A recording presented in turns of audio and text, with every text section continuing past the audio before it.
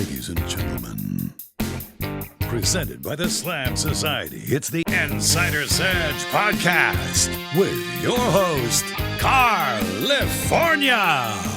Hello, everyone, and welcome to the Insider's Edge Podcast here on the Slam Society. I'm your host with the most on the West Coast, Karlifornia in Fury. It's a joy to be with you all once again. And speaking of a joy, right here, right now, I get to speak to a guy who is, as far as I'm concerned, with my research, he has had so many experiences in the pro wrestling business, but not just that, in life itself. Ladies and gentlemen, this is the one, the only, the incomparable Mr. Chuck Coates. How are you doing, Chuck? Doing great, and I'm so excited that you guys, you're in Australia and I'm here in the States, and this is really cool. Modern technology is amazing.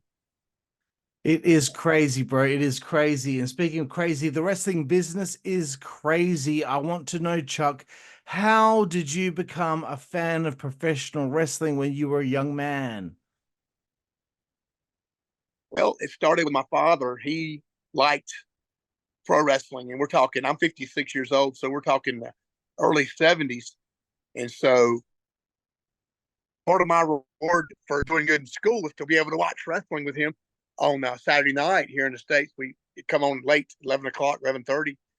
And I was, 6 years old, 7 years old. And my dad liked it. And that's how I got hooked. And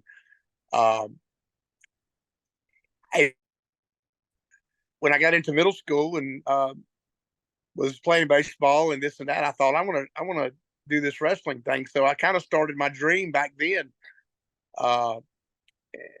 With that being said, I tell everyone, if you got a dream, go for it. Don't need nobody to do it. Yeah, young men, ladies, if you want to do it, go for it. I mean, the only limitations is you. So I lived my dream and was able to have a 20-year career, but no regrets. I look back now and I have no regrets. Like you said, I've been blessed with a lot of major big time Hall of Famers that I had a chance to get in the ring with, and it's just awesome. It's almost surreal to think back and think that really happened, but it did. So certainly did. And you become a fan of professional wrestling, and during this time you got to figure out how to get in the business. It's very protected at the time. How does Chuck Coates find his way into the wrestling business? Great question, and I got a great story. Here in North Carolina, here in like I said, in the States, in North Carolina, believe it or not, was really a hotbed back in the territory days. And Jim Crockett Promotions was in Charlotte. I lived in Raleigh, which is only 2.5 hours. So when I was going to the matches, I went to college in Raleigh, North Carolina State University, where they come every month on Tuesday night. They would come to Dorton Arena, which is everybody has a venue at home. Their hometown. And back then, it was way before all the commercialized stuff. So they'd come to high schools and the armories and the arenas, the civic centers. And our place was the arena down in Raleigh. And I went for quite some time. And my first ever contact college, and we saw Tommy Angel and David Isley, and those two guys were enhancement fellas. They were enhancement guys for Crockett. I know the slang term is job guys, but we're all pro wrestlers because any day, any time, right place, right time, you might get the break that everybody's looking for. Because the one time or another, they all started there. But Tommy and David told me that Nelson Royal out of Mooresville, right outside of Charlotte, had a wrestling school. I was 17 years old, and I thought, well, it's going to cost this amount. It's going to take this much time. And so I moved down there, and this was my first year of college. So I put college aside to live my dream. And I wouldn't do it today. I would have finished, but I laid everything aside, and I was all in. So I went down there and started my journey. The great Nelson Royal and Gene Anderson were my trainers. So that speaks for itself and tells you a little bit about how I was trained and how back then it was a whole lot more strict and selling was very important, and making it real to the people. You didn't just do spots just to do spots. You had to really go in there and make somebody believe if you had an arm or a leg, you were going to try to hurt him, break it. That's just the way it was. Went through. I met up with another guy who was there, and he was a native of North Carolina as well. So we became real good friends. And in 1988, my career was off and running. So that's basically how again, just met the wrestlers that were already in with Crockett and picked their brain about how do you get into this. They told us, and there you go. We just said, okay, we're going to do it. So thankfully, I had a great trainer, and I found a great school to learn from the best. And so that was really, really the first step, was finding somewhere that was going to teach you the right way and teach you, because there's people throughout this country, there's people train wrestlers. I train wrestlers, but who are you? What's your background? Find out, and when I found out that those two ran the school, I thought, man, I can't lose this. These are two of the greats from back in the 60s and 70s. So, and off it went. That's great to hear. And, there's always the first time that you have that first match in front of a crowd of people. It's nerve-wracking, and you've been taught all these things, and you don't know what it's really like until you're actually in front of that crowd for the first time. What was your first match like? My very first match, I'm gonna kind of give you my first independent match, because it's total different. But when I was training, I had a couple of bookings with the independents. That was where there's 200 people there maybe, and we were first match. I was in a tag match, and I want to say there was 200 people there, 250 maybe, and we got in there. We were basically got stretched, and we didn't even realize it. We were so excited to be in the ring. I had the boots, and I want to tell you something funny. I don't tell many people, but I guess I'm telling a lot of people. Our first pair of trunks, I say we, because my partner that I told you I met in wrestling school, he was with me. We went to the nearest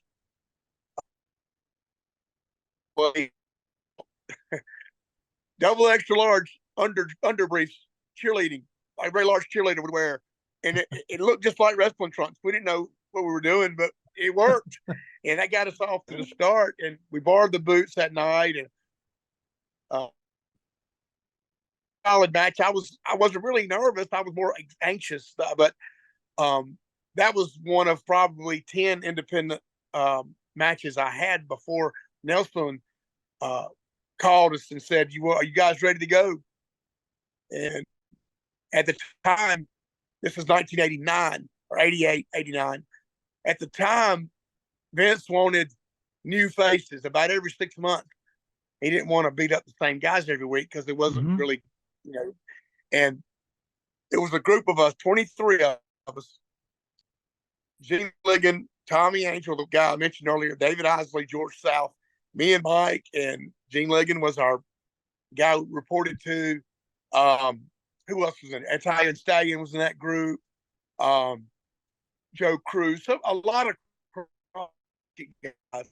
But then we were added because we came along right at the end of the 80s, and we were just the newest trainees. So they sent us to a 2-day, Monday, Tuesday, we did TVs. They sent us to Wheeling, West Virginia, and Ohio. And the first night, you're talking about everything that goes along with the big crowds. We were taping at Wheeling, West Virginia, and we put you may be familiar, but back then TVs, they had a chalkboard, and we got there at 2:00, and we went and ate a buffet, whatever they had for us to eat, work out, do all your stuff, and then you had to be back by 4. And they put the match on the chalkboard, and they were writing the names in to fill you in, and everybody listening. This is the time when Mr. Perfect was up there, Bret Hart and Jim the Anvil, Brother Love was doing his thing. Ultimate Warrior, Ronnie Garvin was up there, the Stein brothers, uh, and of course Hulk, Andre, uh, the Big Boss Man Akeem. Remember that time frame. So we're talking 1989. Yep. And the first night I tagged with a guy named Dennis Burke, and we had Big Boss Man and Akeem with Slick being their manager. So I remember, this gets to the answer of your question. I remember we go to the ring first with the referee, and you walk out from the curtain. That arena that you saw earlier today was empty. You walk through that curtain, and then there's 10,000 people. Every seat's full. That's when the nerves kick in. But you realize, this is what it's all about. If you're going to make it in this business, you got to be able to climb in that ring and look good and make things look good. So we got down to the ring. It's almost like when I got in the ring, they came in the ring, their music hit. And once they were in the ring, it's like that all went away. It was like almost like my focus was on the spots, finish, which is, the matches. I think we had 5 minutes, which is not much. That includes the entrance. Mm-hmm. And so when we all got in the ring, and I realized, okay, now it's time to go to work. And that night I didn't take the fall, but I started the match. Yep. And it was like, it was over before you knew it, but it went well, no mess ups. And that's good, because you want to keep your job. If you get up there and look like a fool, you're probably not going to be there next time, So it went well. We got them over. That was our job. And so I'm going to tell you, the nerves hit. You're going to the ring, get in the ring. You're looking around thinking, wow, this is really happening. They come out, they get in the ring, and it's almost like, with me, everybody's different. But with me, once they got in the ring, my focus was on doing my part and doing my getting everything right. So it kind of goes away. And then as each match you have, it gets a little bit easier.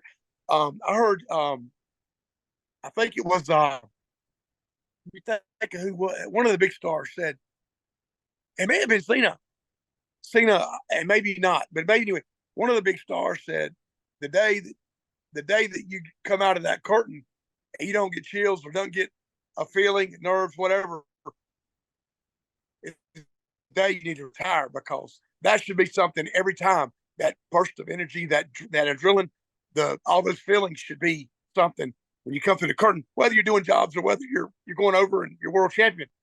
You should have some sort of emotion, something that triggers you, that gives you that excitement, because that's why you're doing it, And but he said, I believe it was John Cena, the day that you don't feel that is the day you need to step away. Yeah. Because and I agree, you should be all the way up into your retirement. You should be, have stone cold type, excitement. So butterflies. That's pretty much that.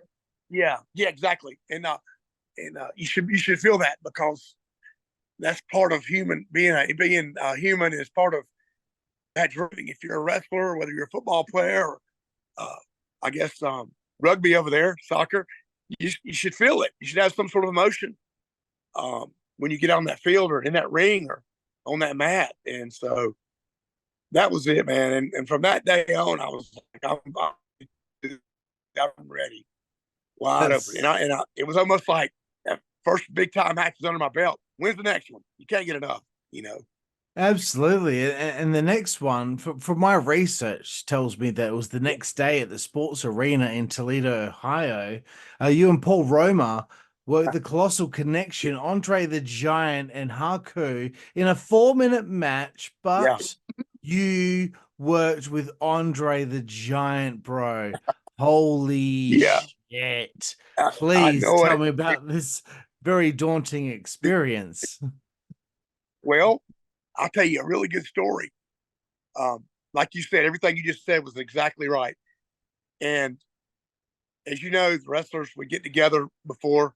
Back then, we taped 3 of the shows I think I was on WWF Challenge. I think Yeah. that was it. But Haku comes up, the stars, the guys that are big time, they'll find you. Hey, how you doing? Good to meet you. Here's what I do. Do you watch them on TV? Do you watch us on television? Yeah. You work in, who trains you? When I said Nelson Royal, they're like, "Oh, you'll be good then." You know, so that spoke for itself. But Haku said, "Brother, you know, this is. I got you." He said, "Now listen." He said, "You're gonna take the finish. Andre's our finish. Get with Andre, but don't bother him when he's playing cards." And he was playing cards, as you know the stories. So this is 4 o'clock. I'm gonna say 4 o'clock. We're on third match. I think it was third match. They started taping at 7 o'clock. Guess what? 6:45, I have not talked to Andre. And I was thinking, I'm glad I watched this television. I watched wrestling on television because I know they're finished and they're 99% chance they're going to do the same thing. And so I had in my head what to do. 10 minutes till no Andre.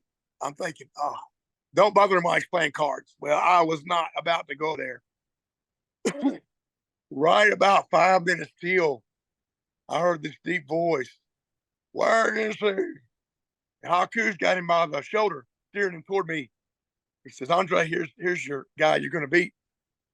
He looked at me and said, I'll give you a big headbutt. Do not take bump. Do not go down. Yes, sir. That's all he said. And I knew that's because the headbutt, that way Haku could do his kick. And so did the finish, went straight down. It's on YouTube. Big elbow drop. It's over. And 1, 2, 3. And so we got back to the back, and I knew I'd heard stories about Andre. If he liked you, he liked you. If he didn't, he didn't. He grabbed my hand, which his fingers came over to my wrist. He says, thank you, good job. And I thought, that's all I wanted to hear, you know, and that was perfect because the bump was great. He did, everything was great. And that's all I wanted to hear was, he was going to add, because believe me, if it wouldn't have been good, he would have probably told me.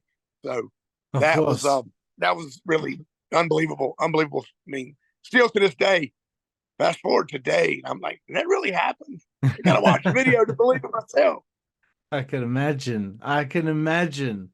So moving forward, 1991 is fruitful for you as you work NWA as it becomes WCW. Right. At this point in your career, I want to know, like, how are you feeling about your place in the wrestling business at this point in your career? After that time, I had spent off and on maybe a year in WWF. To add to that, I got to work with the Bolsheviks. Of course, Andre Haku, Boss Man Akeem, and there's some more, and I'm trying to think who it was. But anyway, the Honky Tonk Man, and this time during the transition, I'll tell you what. Bobby Fulton of the Fantastics. He had an event here in the Carolinas. I wasn't booked. I was told I was by anonymous. I don't know if it was real or what, but they said be there with your stuff, and it was 1990. So I drive 4 hours or whatever, and I show up with my stuff. He cuts me out. So, what are you doing here? Who are you? Blah blah blah. I was told to be here. Who told you to be here? And I told name. And so I was politely asked to leave. So I went and got me a ticket. I said, I'm going to watch the show anyway. I'm here. His brother come up, Jackie Fulton. He said, my brother's high strung. Just hang out with me, and we'll figure this out. And behold, guess what? That night, they had a chain match with Ivan Koloff against the Russian Assassin. And guess who no showed? The Russian Assassin. So Bobby comes up. How long you been working? Told him. I tried to explain. You have a match tonight. I said, I'll do my best. He said, well, I've got the outfit. You're going to be the Iron Russian. Listen to everything he says. Be done with it. So I did. Great crowd. Probably 1,000 people in that gym. It was really nice. Good crowd for indie show. We got out there, put out and over with the dragging off four corners. They drugged me rather, and put me over with Bobby, and we became friends. So, with that being said, Bobby was just in contract, not contract, but he was in talks with WCW about bringing the Fantastics back with his brother Jackie, not Tommy, but Jackie. So he had just got that done deal, and he told Jody Hamilton, which was the guy that booked me, that's the Masked Assassin, that he wanted to bring somebody with him, and it was me. So he brought me. We worked to get a TV match in 1990. Like you said, WCW had just came along. NWA was out. Wasn't out, but it was Crockett sold. Yeah. And Jody liked it. And it was one of those things where just timing, like I said earlier, timing's everything in the wrestling business. And we had a good match and tag match. And Jody says, you want to work? You want to come in, do TVs for a while? I said, sure. Got my information. And there we go. And my career with WCW started. And, I wasn't on a contract. I really wanted that contract, but it just wasn't meant to be. But every time he called, I was there. And anything on the East Coast of the United States, well, they didn't have to fly you. They didn't want to fly you because they just get another group of guys from another state or whatever. So anything from Pennsylvania down to Florida, we were the ones. And he would call me and let me know coming up. I never said no. So that went on for about 2 years. And in the meantime, I was doing indie shows and trying to get my own character and doing that Russian. That Russian was a hit because at the time I could do a real good Russian. Like Kita Kola, that's all you need. Hood, you got the accent or whatever, and you go. And I had a good size. I was about 265. So I looked good. I looked like a legit Russian. So I was getting booked out as a Russian more than anything on the indies. So that worked out great there. And once again, doing television and TVs off and on, like I said, for a couple of years there. So that's how that transpired. But all because I showed up at an indie show unannounced. And right, their guy, that's how it happened. I met Bobby and on bad terms, which everybody ended up good terms, and he ended up liking me, and there you have it. So once again, the timing was just right. Yeah, that's great. So well, you're talking about the Russian gimmick. You're talking about being Hans Hessler with Helmut Hessler, the Stormtroopers. Is this what you're talking about? That was a different character. That was a German. That's the German character. Helmut. Yeah, Helmut. I've been everything. I've been Russian, German, American. I think I've been Canadian once. But the German was a totally different whole different. That was South Atlantic Pro Wrestling was territory, and I did that as well. We bleached my hair and tagged with my partner there. That went on for about 6 months. He did it for about 3 years. I ended up getting married, and basically my wife said, "You show up to the wedding with your hair bleached, we ain't getting married." So I had to take a break from wrestling for about a year, and he went on about. He did it and took it to another level with his got a new partner and all. But yeah, I was a German Stormtrooper for a short time in 1990. So all that crammed in, all that many different nationalities. All that crammed in with doing Australian, it seems. Yeah. right. And yeah, that's right. I needed to add that to my one day. Maybe Chuck, there's a bunch of names That'd that you be work good. with, and you work with a bunch of names in WCW, and I want you to name some names. And if there's a story of when you work with them, there's a story. Please tell. If there's not a story, we can move on to the next person. First person that I want to bring up, Lex Luger. What was it like working with Lex? Lex and Lex. I tell you, today I see Lex a lot today because I help him with these conventions. but back then he'll tell you he's coming. He was very arrogant, and he didn't think much of the job guys, and he didn't treat me bad, but you could just tell I don't know, he just carried himself, and he thought a lot of himself. But that was in 1991, and we went out and had a good match, and did everything he said. We listened. I mean, he told me good job, and we got along fine. But he was not overly kind, if you will, if that makes sense. It does, yeah. It was like, you're here, you know the deal. Let's go out there and do it. We're done. Thanks for that and all that. But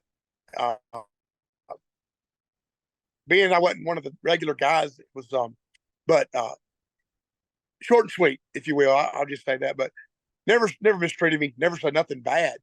But to see him today, he's a totally different. I mean, he even told me. He said, he told me face to face here about 2 years ago. He said, if I ever I refreshed his memory about, hey man, you put me in the rack one night, and we wrestled 3 different times.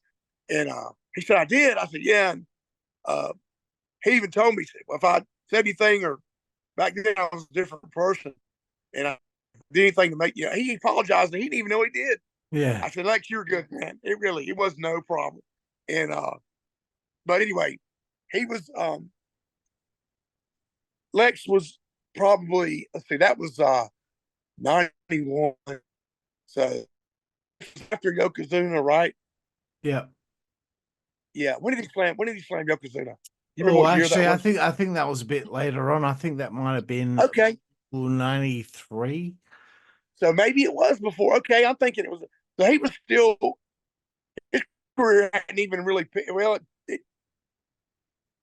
Crockett, he won some major titles, but yeah, I was right there in the middle. I guess I was right there in the middle when he was still, because WCW, when it came along and they hired Jim Herd, that is, yeah. Jim Herd was. Didn't he ran a bowling alley, didn't he, before he ran WCW? I don't know. Yeah, yes, and he come up with all these crazy characters. The Ding Dongs, Kevin Nash, Oz, Van Hammer, yeah, PN News. I'm thinking, what in the world? The Humpbacks. He wanted Ric Flair to be Spartacus. Yeah. What? Yeah, they're not going to change Ric. He lost your mind. And but see, some of these ideas were just crazy. But you know what? Some of them worked too. Johnny B. Bad was one of his ideas, and that went over pretty well with the Little Richard thing. But cool, yeah. Yeah. Back to what your question was. I wrestled.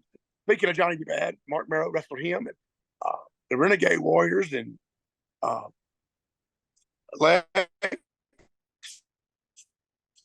and Sting, and Ricky Steamboat. That was at a different time. That was in the South Atlantic. That was the North American wrestling. Yeah. Paul Jones, it brought me in against Ricky. We had a great match. He let me sell for me and everything. We had 7 minutes. That's big. 7 minutes is a long time for an enhancement guy. So I got heat on him and everything. But back to WCW, I mean, good land. Sting, Luger, just about everybody you think of. Steiner, JYD, Mike Rotunda, Rick Steiner, Conan, heaps of people. Yeah. Tommy, one guy really. Gigante. Of course, El Gigante. How was it working with the big man? Yeah. Unbelievable. He said, "I'm going to give you." He couldn't speak English. Yeah. But Fidel Sierra was his interpreter. Oh, I love Fidel. Off the top. I said, Fidel, when he does the claw, I'm gonna throw my feet out from under me like a clothesline. Tell him to catch me, and we did it. It was great because everybody else was doing the claw, take him down. You go down to your knees, and But I told him, let's try that. So I came off and I went straight up, boom, and it went well. And then you can see his hand. It's just like his hand almost goes around the back. But anyway, hey, how can I forget this one? Stunning Steve Austin. Of course. I got to wrestle Steve Austin in his first WCW match. 13th How of could I May, forget that one? 1991, Tommy Rich. Cumberland County Civic Center in Yeah. Fayetteville, North Carolina. Steve had just come out. He wasn't even under contract yet. He was trying to get a job. Right. And that was his first match. It went well. He got his $500 paycheck. And who in the world would have thought what was to come? At that time, we had no idea. But yeah, fun times for sure. My mind's going blank, but there's so many. That's all right, Dustin Chuck. Rhodes, Marcus Bagwell. Let me Beautiful ask you Bobby. this. Let me ask you this about Yeah. Steve Austin. Okay, you work with him and he hit the ropes. Were you like, oh shit? Okay, this guy hits the ropes real hard. Yeah, I noticed he was very stiff, but he did go 100 miles an hour. Yeah, And that match is on that match is on too as well. But I was a butt whooping. I mean, he didn't hurt me, but I could tell I'd been in a match, and he did all the stuff. I didn't get anything. I got one sunset flip on him or something, but yeah. he's trying to get over. Hey, more power to him. I don't blame him. But I did get to see him in 2003, and I reintroduced myself. Man, he was so nice. He's like, "What?" I said, "Sonny Steve, first match WCW. I was your opponent." Is that right? Well, and we talked for 5 minutes. That's cool. That's so cool in the back, That's But cool. yeah, we talked. He said, "How you been doing? What are you doing? What's your goal? You want to get in right?" I said, "Yeah, what do I want to do?" He encouraged me to keep going, and but he was very nice, and Sting as well. I saw Sting.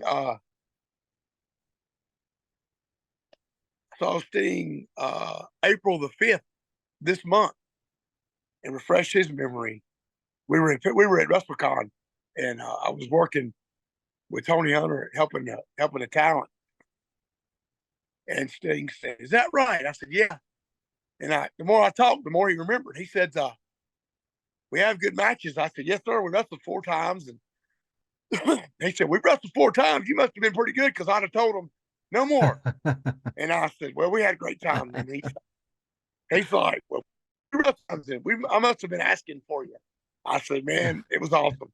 So one of those matches was during the Black Scorpion, where he interrupted the match. When Ole Anderson's voice is clearly Ole Anderson's voice over the top. Right.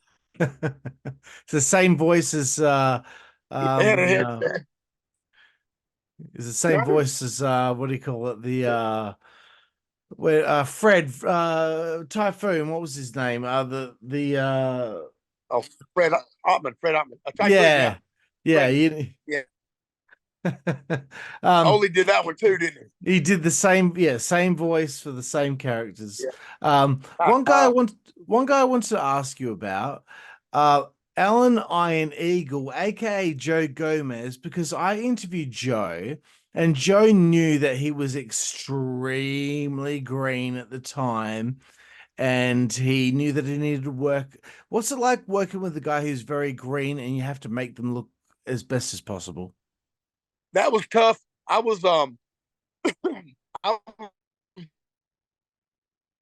well, of course, I'd only been in the business 2 years and still learning, but I probably could have done more. Looking back, we got in trouble that night because we went home 2 minutes too early, and he did his Indian Deathlock. I remember that because he was trying to ask. He says, "How do you do it?" Everyone, that was his finish. And of all people, Ric Flair's like, "I've never done it, but I've had it put on me." And he went. The Art Bar of the Juicer's the one that showed him how to do it. And back there in the locker room.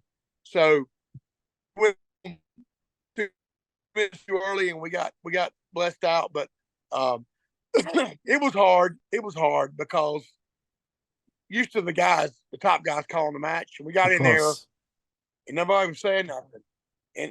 And we back in the corner. It was like he wouldn't say anything. And even though traditionally the heels call the match, you're on TV, you listen to the star, you listen to the guys going over. Yeah. And so finally I was like, "Shoot me in, give me a tackle."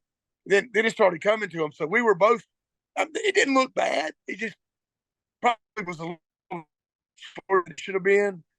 But yeah, it was a challenge. Knowing that he was coming in and they're trying to give him a push, and me coming in trying to get a job. And so, other than going home too early, I think it went pretty well. It, I'd have got more heat on him because it have made it look a little better. It was almost like you could almost tell it was choreographed because we weren't really. There was no story. There was no. We didn't make the match. Every match should be a story. Start, middle, shoulder tackle, boom, and look at each other, snatch your headlock, work it, and then next thing you know, we're going home. People, it was almost like, what just happened? I remember he said to me, he thought, he blamed himself. He was like, I needed to really get more training. He admitted it that he was not where he needed to be at that stage because they were really trying to push him, but he just didn't have the skills, which is it happens, right? That's where it would be beneficial for him to be in there with a seasoned veteran that could carry him. At the time I wasn't prepared to carry him because I was still learning too. So, of course. And by the way, it was the match was aired, so evidently it was good enough to had to have been good enough, right? By the way, I'm really mad at myself for forgetting the name of what Fred Ottman's the Shockmaster was the name of the character I was trying to think of that Ole Anderson. I can't believe I forgot about it. Anyway, I want to move forward a little bit here in the timeline here, Chuck. 1999. Your time with WCW has been and gone, but now you're having some opportunities working for the WWF. You also go back to WCW here and there. Worked with Christian on the 28th of June, 1999 on Shotgun Saturday Night in Charlotte, North Carolina. 3,434 days since your previous appearance on WWF television. I did the math, Max. How was it being back in the WWF after all that time? Well, it was really neat. I changed up my look a little bit, and I decided to wear. I think I wore a singlet, and that's different day, different time. I had a little more size on me. I'd cut some weight, and but I was more comfortable, way more comfortable in the late '90s, early 2000s, because I had that time to learn on the independent circuit, and I was able to, on the indie circuit, wrestling some of the, guys that have pretty much were done, Rock and Rolls Express, Ronnie Garvin. A lot of those guys I got paired up with. Bushwhackers. We went on tour with them a few times. They're hilarious. Kataka, War Eagle, Chris Chavis. So had a lot of time to learn from those guys. And but coming back was great. That was my thought. If it's going to happen, it's going to happen now. I look better. I cut weight. I've got a little bit of, I don't know, a little more aggressive. I was 22 years old back then. Here I am. You fast forward and, got 10 years or whatever it was under my belt. And I thought to myself, this is going to happen. This is the time. Well, still didn't get that contract, but I had a great time finishing up strong. And then, going into the Attitude Era and on into I guess the time that Vince bought WCW, I guess. Of course. Right around that time. Yeah. Because I watched the match that you had with Christian about, I don't know, 20 minutes before we had this interview begin. And I thought that you looked in fantastic shape. Not to say that you weren't in good shape when you were in WCW, because I watched some of those matches as well. But I was like, wow, he's really worked on his body here. The next day, is it true that you wrestled Kurt Angle in a dark match? That is true. Yes, sir. 1999, I believe it was, and or 98. I can't remember. We were getting him ready for television. They were, and that was great. Oh, they told us 7 minutes. Well, guess what? We were out there and we've been going for a while, and I thought this feels like longer than 7 minutes. And we were waiting for the cue, dark match, you got more time. It's not really restricted to time. You could go. Well, we found out we had they gave 12. We wanted to see how Kurt would do if they had to kill time on live television. So that was so okay. I would love to have that video. It's somewhere out there, but I would love to watch that match. I guess WWE has it in their somewhere in their collection.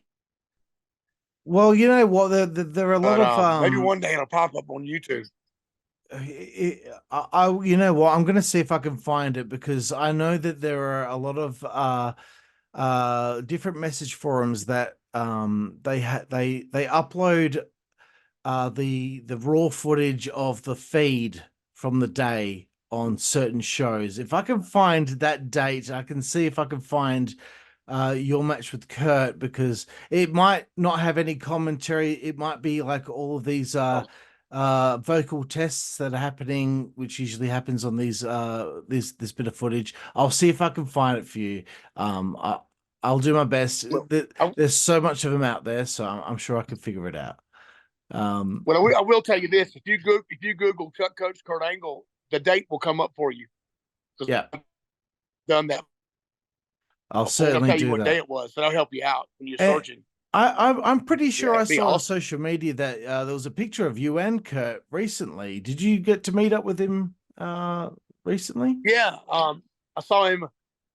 Let's see, what's the I saw him Thanksgiving of last year.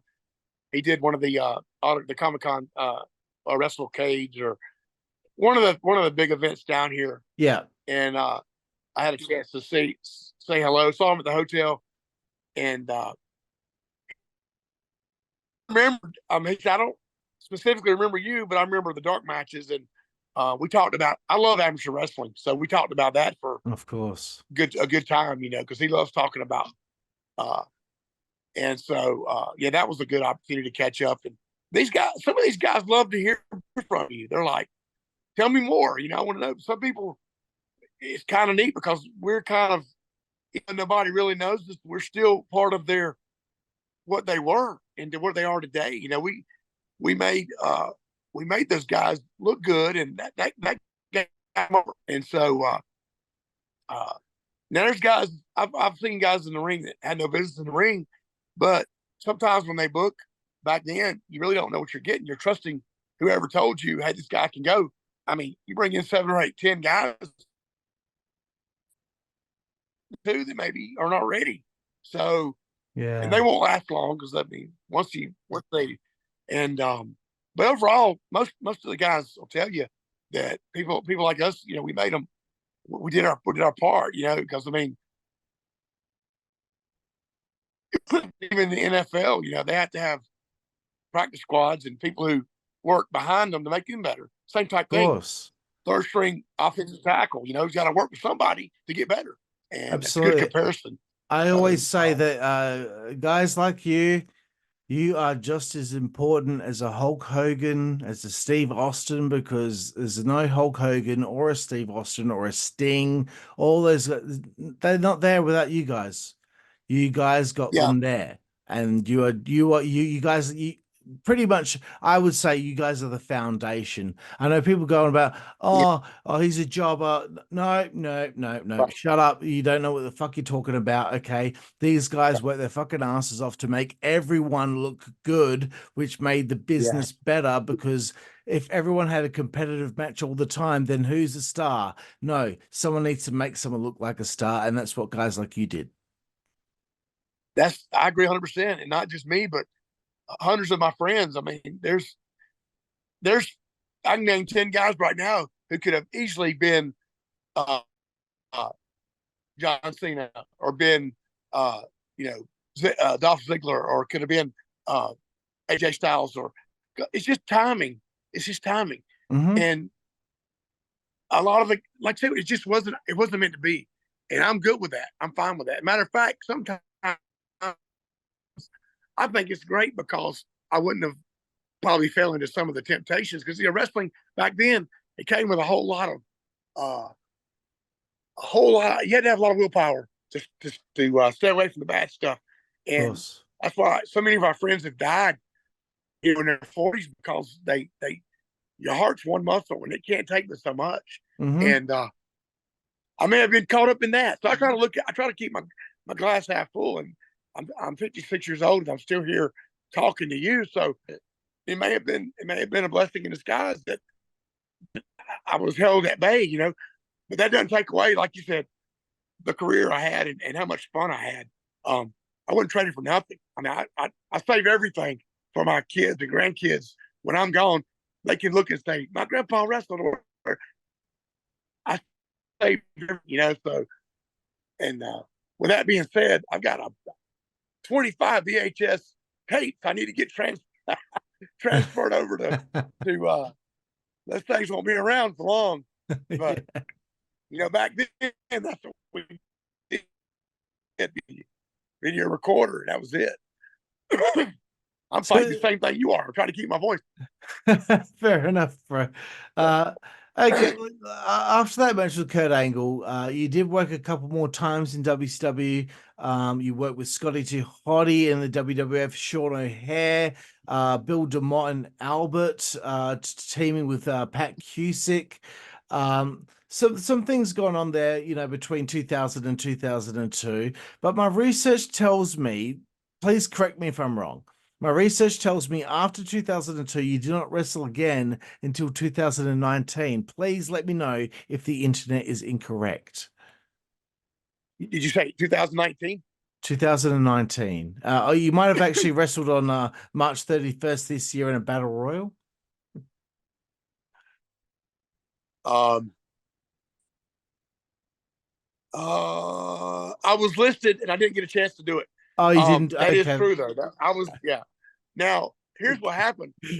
I had some independent. I didn't do any TVs from like 2003 till 2006, because in 2006 I went to get my physical, and in the states, certain states you have to have a physical. You got to have a license to wrestle. Mm-hmm. The boxing commission and all that, wrestling commission. Well, anyway, when you physical, 38 years old. Long story short, the doctor told me that I needed to get a place in my neck check. So I did, and found out with no warning signal, no signs, nothing. I had lymphoma.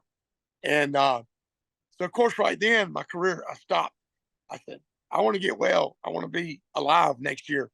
So wrestling was put on the shelf, and I went through all that, the chemo and the radiation, and then in 2007, I was declared cancer-free, and I still decided I don't know, that passion was kind of gone, if I may say that. But 2013, I did participate in another match. Yeah. It was a fundraiser. It was a fundraiser for somebody with cancer. So, of course, when I was asked to do it, I said, yeah, I'll do it. So I did the Russian, and I wrestled Hacksaw Duggan. And so that was cool. Mick Foley was there. The finish was, we're in there, and I got a manager. We're cheating. Mick comes out and gives me Sacco. Really? Let's go. Yeah. I turn into Doug and feed him. He gives me a big clothesline. So that was really cool. And plus there was a benefit. So I did wrestle then, and hadn't done much since. I've done had 4 matches in the past 14 years. So I'm pretty much done. Fair enough. The last one I took last year, the last one I did one last year, and I hurt for 2 weeks. I was like, even though it's like riding a bicycle, one simple bump, if you're not constantly doing it, you don't have that callus on your body. Yeah, you need that constant callus to be there. So I got it out of my system, and I am officially done. It's not worth it getting hurt.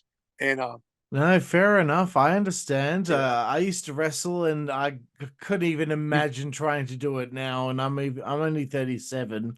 I know that it would be a nightmare for me if I went back and did it. But Chuck, one question I want to ask you: look, you got this thing. It used to be called the WWE Network, but it's it's all over Peacock or whatever.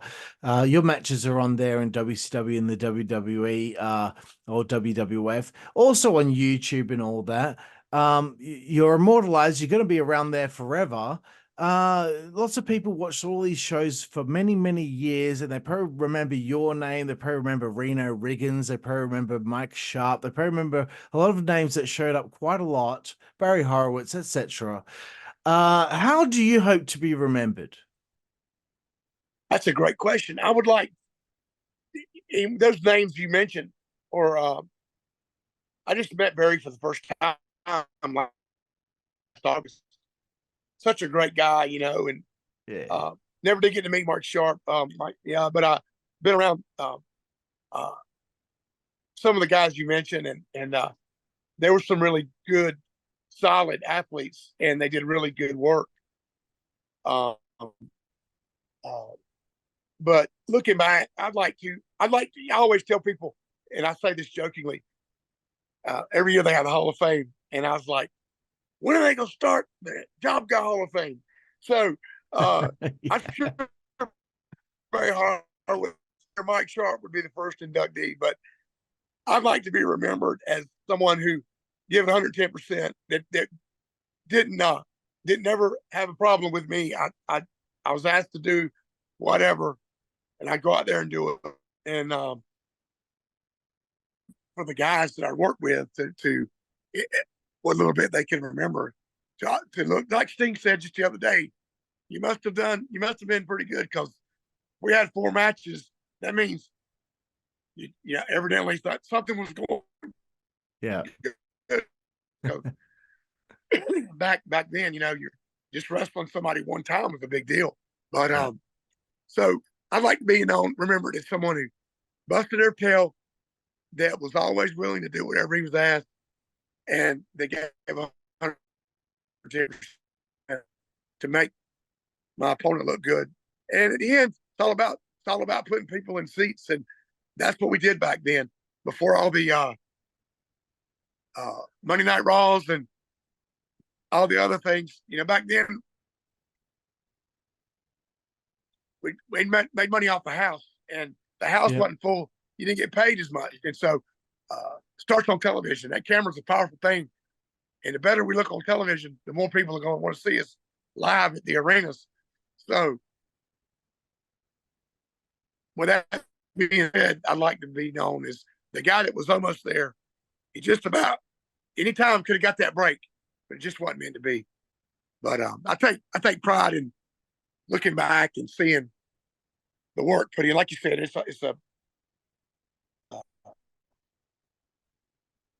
not a walk in the park. And like I said, used to wrestle, it's not a walk in the park to be able to go out there and shine and make people shine, rather. And you go out there and look like you're a wrestler. Go work out, do your thing, and bust your butt. And when it's your time, you never know. Yeah. And get the call. I was there tonight. Mark Merrow got his break. Dusty loved him. And I remember the night, Asheville, North Carolina, they said, you're going to be Johnny B. Bad. And they did his ring entrance, I bet 10 times. They put him with Teddy Long. There you go. All because somebody saw something in him they liked, Yeah. and they went with it. It could have been me. I was on the same card, But that's what I like to be remembered as. That's great The to guy hear, that gave Chuck. everything he had. That's great to hear, Chuck. And you know what? We're getting to our final segment here of the show. I want to ask you about your favorite things. This segment is designed for a quick fire question, for a quick fire answer. But if you need to take some time to explain your answer, that's okay too. So the first question here, Chuck, is who is your favorite professional wrestler of all time? I was a Ric Flair guy. Excellent choice. I love Ric Flair. Yeah, I do too. Do you have a favorite opponent that you had over the course of your career? no doubt. Without a shadow of a doubt, Ricky Steamboat. Wonderful. I've 100%. heard that answer before, Yeah. that's for sure. Yeah. If there's one match from your career, if somebody said to you, Chuck, show me what it is that you did in pro wrestling, what would be that one match that you would show them? I would show them the Steamboat match. I would show them the Sting match. But if it had to be one, probably Andre, because I think that speaks major volume that I had a chance to get in the ring with probably the greatest wrestler of all time as far as notoriety. You go anywhere in this world, and say Andre the Giant, everybody. It spoke volumes to me, and the fact that that man, not even a fan, the fact that that man shook your hand after the match. Come on, that means something. Okay, Chuck, getting away from pro wrestling now, do you have a favorite book? The Bible. That's my go-to, especially in my life when I'm living testimony. But other than that, I like reading the wrestling, the books about the biographies, I guess you could say. I've got about 25 upstairs. Cool. And right now, I'm reading Don Anderson's book. I can't remember the name of it, but it's the first one he wrote. Just finished with Lex Luger's book. Lex had a real good book, and it tells you a lot about him. But I love reading the real stories about the lives they lived, what they were before wrestling. I'm really, to be honest with you, anything wrestling related, cool. I just enjoy researching because we know them as the big TV stars in the wrestling ring. I like to know them a little bit more behind the scenes. Where'd you grow up? How'd you grow up? Yeah. No, I agree. I'm any wrestling biography. Cool. Do you have a favorite TV show of all time? I'm going to tell my age. I used to love watching Three's Company. That's all right. That's a good answer. Do you have a favorite film of all time? Love the monster film. Yes. You're going to laugh at this. Malibu's Most Wanted. You know comedy. What? That just went straight over my head. I've never heard of it. Okay. Jamie Kennedy was a white rapper. It's really a comedy. But seriously, to answer your question, I enjoyed Remember the Titans. I'm a sports guy. Oh, dude. So, that movie made me cry, bro. My wife is more into the, it's the wonderful, it's the Wonderful Life type stuff. I'm more into the Rudy and Rudy. Rudy's a great film, bro. Oh my god. Yeah. It's awesome. American football, or I guess some of us in Australia call it gridiron.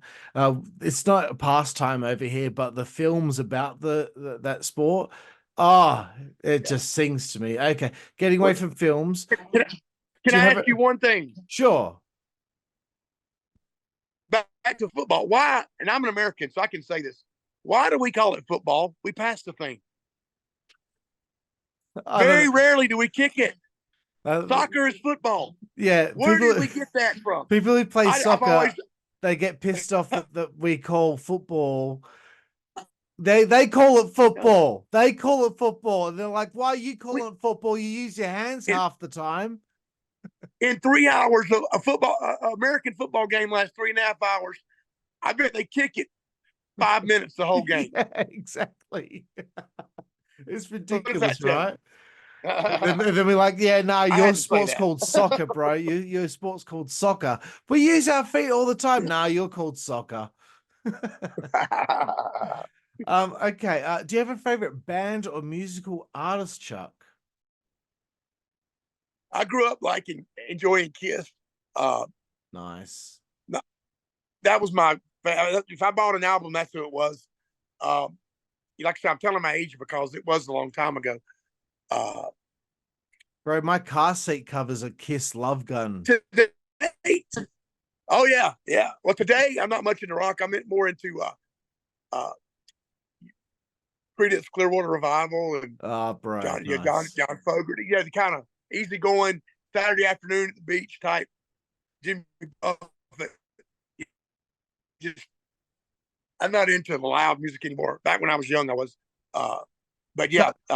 Sticks, REO Speedwagon, that kind of thing. The great stuff, bro. Honestly, in 200 years' time, we will still be listening to CCR. There's no way that stuff is going to go away. In 200 years' time, people will still listen to it. Right. Damn it. All right, we're getting away from the arts now. Chuck, do you have a favorite food? Italian. Excellent. down. I'm half Italian. Anything specifically lasagna. Specifically ooh. lasagna. Oh God, I love lasagna. Do you have a favorite place to eat on the road, Chuck? Chick-fil-A if I have to stop, if it's fast food. If not, we like Red Robin. You have Red Very Robin nice. over there? We do not. We have fuck all over here. America has so many options, and we only just got a Taco Bell, and it sucks. Everyone I've heard, I haven't had any Taco Bell over here, but everyone I've heard who's had it, they said, yeah, I felt sick afterwards. So, oh yeah. All right. Third last one here, Chuck. Do you have a favorite alcoholic beverage? And if you don't drink, just a favorite beverage in general? Coke Zero. Very nice. Yep. I just had a Coke Zero yesterday, actually. Yeah. When I did drink Michelob Ultra, that's been years ago. Right. Excellent. Okay. The second last one here, Chuck. It could be considered a very naughty question, but it could have a very meaningful answer. Chuck Coates sees a good looking lady. What would his favorite female body part or attribute be? You know, believe it or not, the eyes. First thing I noticed is the eyes. You know what, Chuck? That's my answer. I can answer that. Yep. Eyes get me as well. And if it's going to be something other than that, it's probably the bum. Well, it goes from there. Yeah, it goes from there to, but the first. First for me too, bro. First for me first, too. so that'd be the first go. Wonderful. Last one here, You didn't Chuck. ask. You didn't ask my favorite golfer, Greg Norman.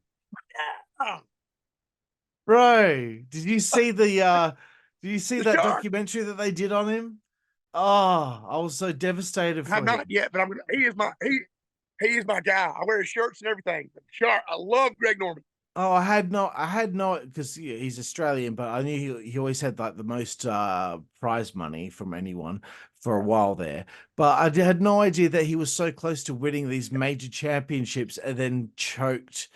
I had no idea. Yeah, I so bad. He has been right there. He has been right there, and it just nerves got him, I guess. But I had to throw it in there since you're in Australia. I appreciate that, bro. I appreciate that. Last one here, Chuck. You haven't really used any curse words throughout this interview, but this is your favorite curse word. Oh, man. I guess piss. That's fantastic, bro. Well, Chuck. Piss. I probably use that one. Probably. Bro, I have had so much fun chatting with you here tonight for you, this morning for me. Yes, sir. And I like to say this to my guests right at the end of the interview because, I live in what is regarded as the most isolated city in the world, Perth, Western Australia. And I watched wrestling for a long time, since the 90s. I'm 37 years old now. I remember your name and I remember thinking to myself, that Chuck Coates is fucking good. I remember that, and I remember years later having the podcast. I'm like, I've got to find that Chuck Coates guy. So the fact of the matter is, you reached all the way over here to Perth, Western Australia, the most isolated city in the world, and somebody here had a thought in their mind when they were, I don't know, I was 12, and I thought that Chuck Coates is good at what he does. So I think that's very meaningful. Well, it means a lot to me. I'm glad you noticed because I was doing my best, working my butt off, and evidently, it's awesome to be able to talk about it and relive some wonderful memories. And I appreciate you having me here. Absolutely, Chuck. Thank you so much for your time. I really appreciate it, and it's just been so great to connect with you. You too, my friend. And thank all of you out there for joining us here on the Insider's Edge podcast. Here, I'm Karlifornia from the Slam Society with my new friend, my homie, Chuck Coates. Yeah. And guess what? We will both see you all down the road. Thank you. Yes.